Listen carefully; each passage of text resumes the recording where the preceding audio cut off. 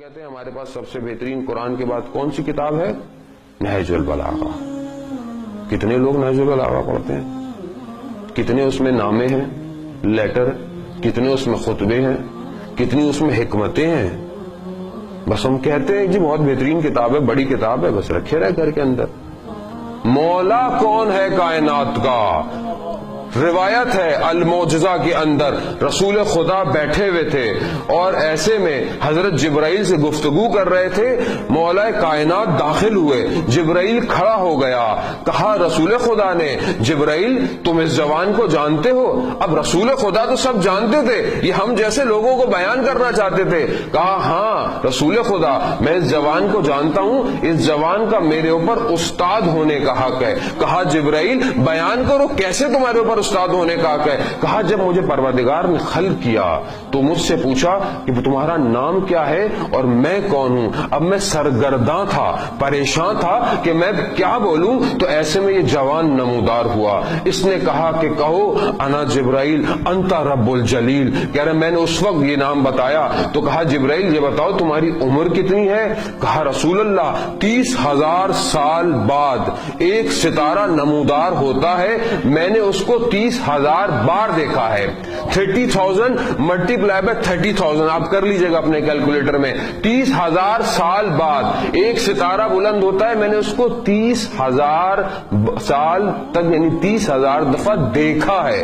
کہا جبرائیل اس ستارے کو دیکھو گے تو پہچان جاؤ گے؟ کہا یا رسول اللہ پہچان جاؤں گا۔ کہا علی اپنے امامے کو ذرا پیشانی سے بلند تو کیجئے۔ جیسے ہی بلند کیا ایک نور نکلا، جبرائیل کہہ رہے یا رسول اللہ یہی تو وہ ستارہ ہے۔ یا علی یا علی، عزیزان محترم یہ ولایت اتنی آسان نہیں ہے، جبرائیل نے بھی قبول کیا تو وجود میں آیا ہے۔ ہم لوگ لفظوں میں بعض اوقات ان کو استعمال کرتے ہیں اور گزر جاتے، نہیں، اس ولایت کو اپنے وجود سے ماننا پڑے گا۔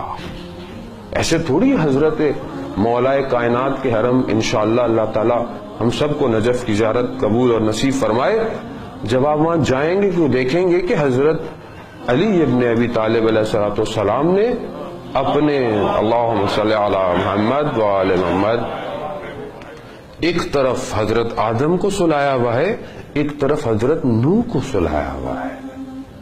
یہ انسیڈنٹ نہیں ہے جی ہو گیا اتفاقاً ہو گیا، نہیں عزیزان محترم یہ اتفاقاً نہیں ہے۔ انبیاء جتنے بھی بچے ہیں وہ علی ہی کی وجہ سے بچے ہیں۔ حضرت نوح کی کشتی کو جب شیطان دبونے کی کوشش کر رہا تھا وہاں میرے مولا کائنات نے بچایا ہے۔ حضرت یوسف کو کنویں سے نکالنے میں میرے مولا کا ہاتھ ہے۔ حضرت آدم جب ترک اولا کر کر اترے تو یہ پنجتن پاک کے نام کے صدقے میں ان کی جو ہے وہ معافی قبول ہوئی ہے۔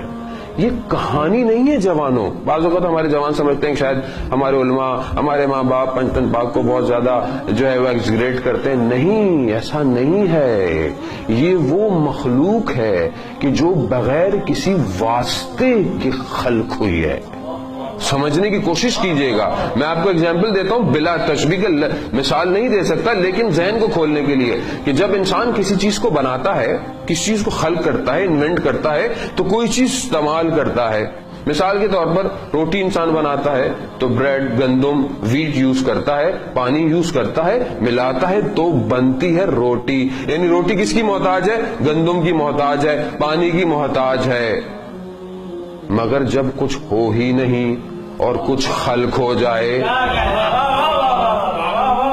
جب کچھ ہو ہی نہیں اور خلق ہو جائے تو بتائیں نا، یہ کہانیاں نہیں ہیں عزیزان محترم۔ ہم بھی بچپن میں سمجھتے تھے یہ والدین ہمارے زیادہ ہی علی علی کرتے ہیں، پتہ نہیں ہے بھی ایسا نہیں ہے۔ نہیں عزیزان محترم، جب ہوش سنبھلا اور یہ ان کا لطف تھا، اگر ان کا لطف نہ ہو تو بوزر اور کمبر نہیں بنتا، سلمان نہیں بنتا۔ اگر وہ لطف کر دے تو انسان حر بھی بن جاتا ہے، حر علیہ السلام بھی ہو جاتا ہے۔ یہ ان کا لطف ہے کہ وہ نعمت ہمارے دلوں کے اندر ہے۔ تو بس میں یہیں سے آگے بڑھوں گا، یہ وہ نعمت ہے عزیزان محترم، بہت بڑی نعمت ہے۔ یہ آپ اپنے بچوں میں، اپنی نسلوں میں ٹرانسفر کرتے رہیں، چاہے اس کے لیے آپ کو کچھ بھی کرنا پڑے۔ ہم لوگ آکسفورڈ یونیورسٹیز، ہارورڈ یونیورسٹیز، یہاں پہ ماشاءاللہ دنیا کی بہترین یونیورسٹیز ہیں، اس میں پڑھانے کے لیے اتنا بچوں کو خرچہ کرتے ہیں، اتنا کرتے ہیں اور اتنی تعلیمات دیتے ہیں، اس سے زیادہ دینی تعلیمات پر پیسہ خرچ کریں، دینی تعلیمات پر اپنے بچوں کے لیے ٹائم صرف کریں۔ کیوں؟ کیونکہ یہی وہ بچے ہیں جو آپ کے لیے باقیت و صالحات بنیں گے، یہی وہ بچے ہیں جو امام زمانہ کے سرباز بنیں گے۔